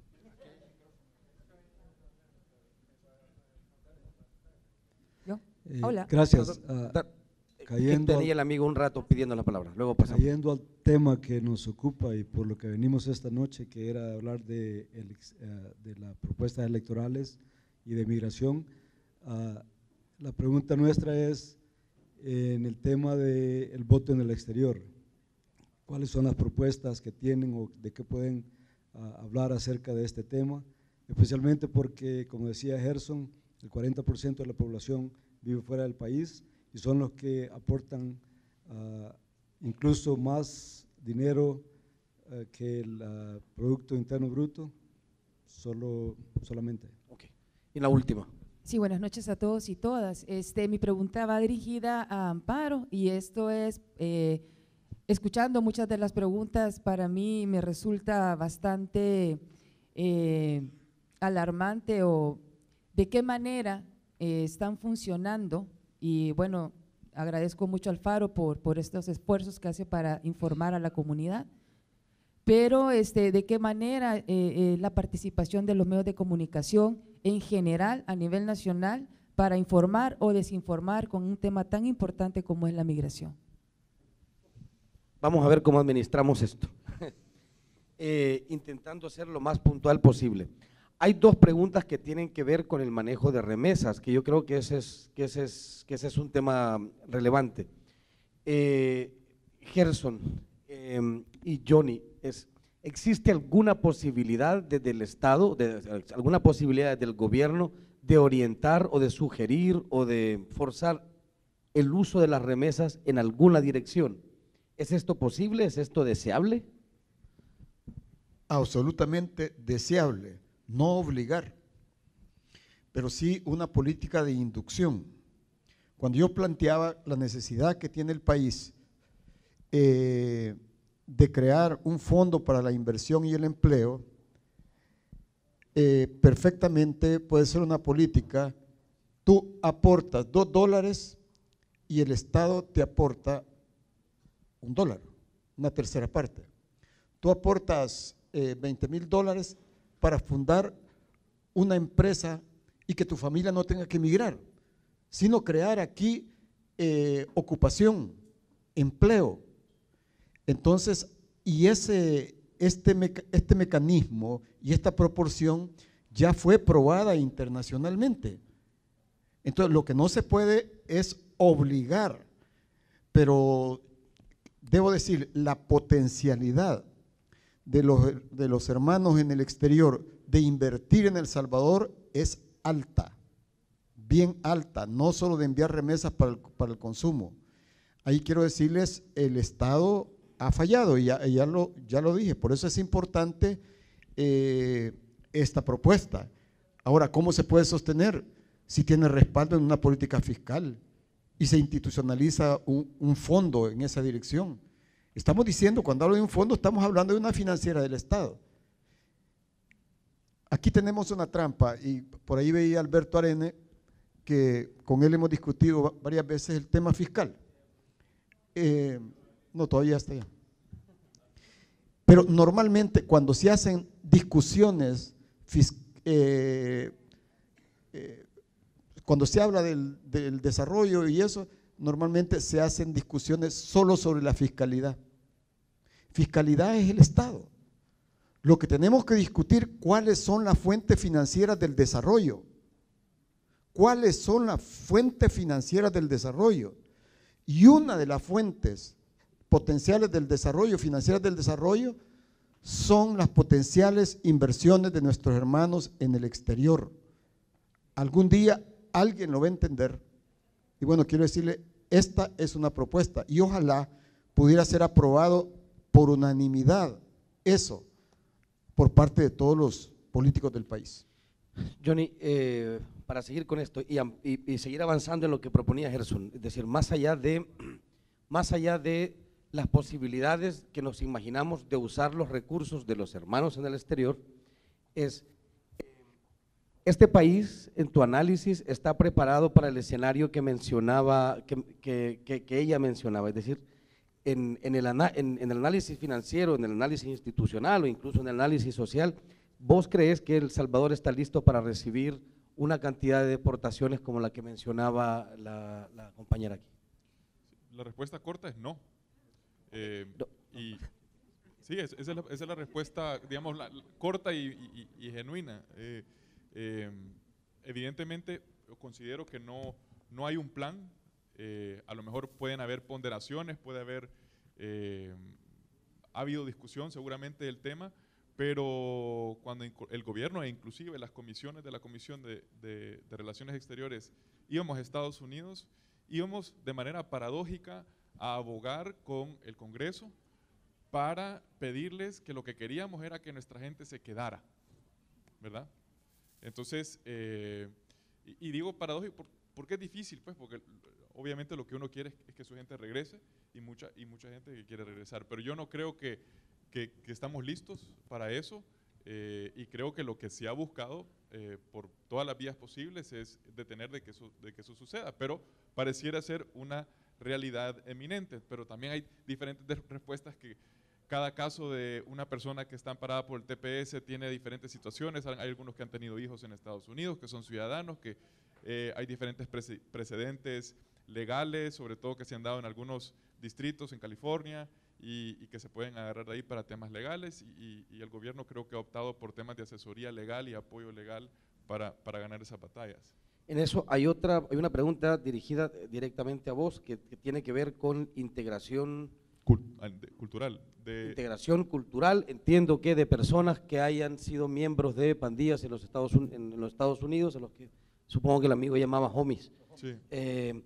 ¿Tenés alguna idea frente a eso? Pues creo que, de hecho, en Los Ángeles es una de las jurisdicciones en Estados Unidos donde más creo que ha avanzado políticas públicas, tanto por parte de las autoridades policiales y diferentes organizaciones, la municipalidad, en el tema de la intervención en las comunidades donde obviamente operan o existen pandillas.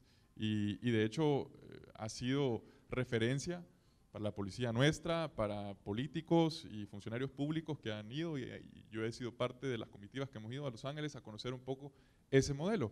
Y implica un poco un cambio de chip, ¿verdad? Superar ciertos estigmas, entender también que dentro de esta identidad que tienen ellos hay algo que se puede rescatar de valor, que de hecho se conformaron precisamente en un esquema de solidaridad donde ser migrante era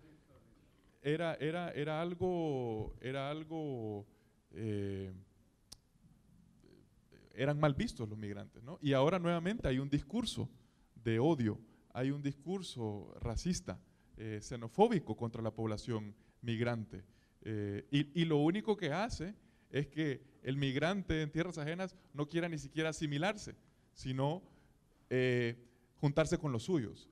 Entonces claramente eso fue lo que hicieron. Algunos obviamente han caído en actividad delictiva y tienen que someterse a una rehabilitación y a un acompañamiento, pero también creo que hay que entender las causas y ser empáticos, pues. Amparo, alguien preguntaba también por la narrativa desde los medios de comunicación frente al fenómeno de migración. Me parecía una pregunta que le hicieron directamente a ti y que empata con lo último que estaba diciendo Johnny, que es, más allá de la estigmatización y tal, ha habido durante años una narrativa de la migración o relacionada con las remesas o relacionada con el crimen. ¿Qué nos puedes decir frente a esto, frente a la narrativa de los medios salvadoreños frente al fenómeno migratorio? Bueno, yo creo que la narrativa de los medios en general suele reproducir la narrativa oficial, la narrativa en general de los funcionarios, pero en el caso migratorio yo señalaría que es un discurso muy esquizofrénico, no sé, es decir, muy de a dos lados. Por un lado es el que vuelve fracasado y es prácticamente un criminal. Quizá el resumen me lo dijo una salvadoreña en Los Ángeles, me dijo: cuando yo mando remesas soy hermana lejana, pero cuando deportan a mi hijo soy la mamá del marero. digamos. Entonces, ese es un discurso que los medios de comunicación han colocado, al menos desde 1985, que es desde donde yo los empecé a revisar. Pero entonces, claro, cuando Rosa, por ejemplo, dice, pero es que la gente se quiere ir y se quiere ir, a pesar de todo lo que pasa, se quieren ir. Claro, porque yo creo que casi todos hemos visto algún titular que dice, de mojado a empresario. Conozca la historia del salvadoreño que triunfó en Nueva York haciendo…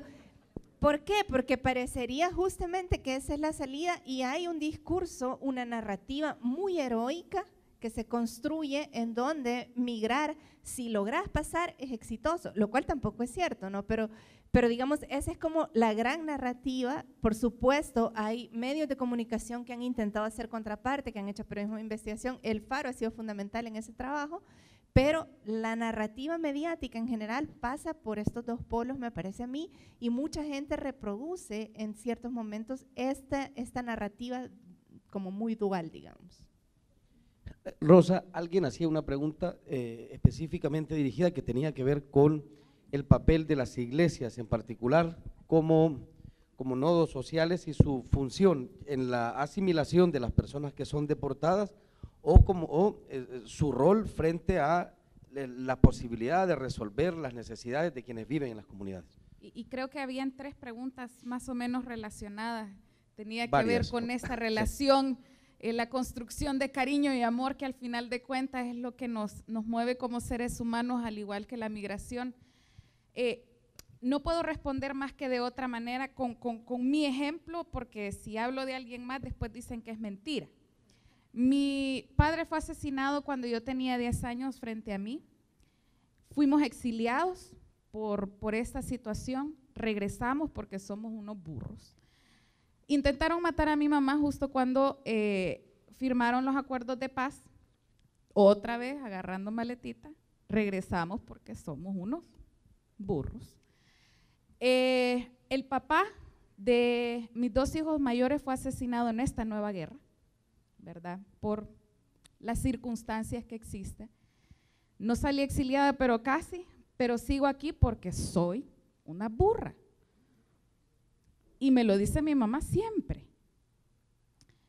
Hay un tema aquí, y es que siempre intentamos buscar que otros nos solucionen el problema.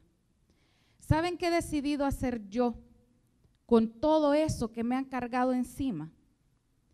Soy constructora de paz, por opción y porque sigo siendo una burra.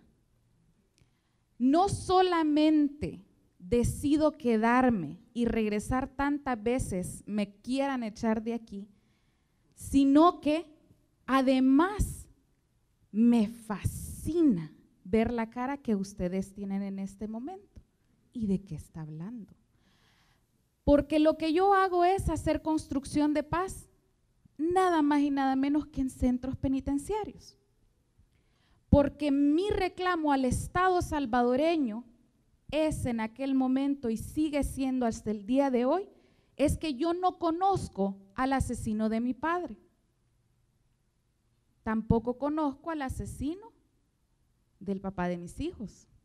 Pero ¿saben por qué le reclamo? Porque lo que yo pido es reconciliación, porque la impunidad no me ha permitido decirle a los ojos a estas personas, a estos seres humanos, que yo decido perdonar. Y no solo eso, no solo decido perdonar, sino que sigo aquí, porque yo, así como un top secret, que tengo una herramienta que ya se la voy a regalar en estos momentos, no la vayan a andar divulgando, no podemos seguir permitiendo que enfocamos nuestro tema solo al problema, porque somos tan creativos y hay tantísimas soluciones en este país. Seguimos viviendo aquí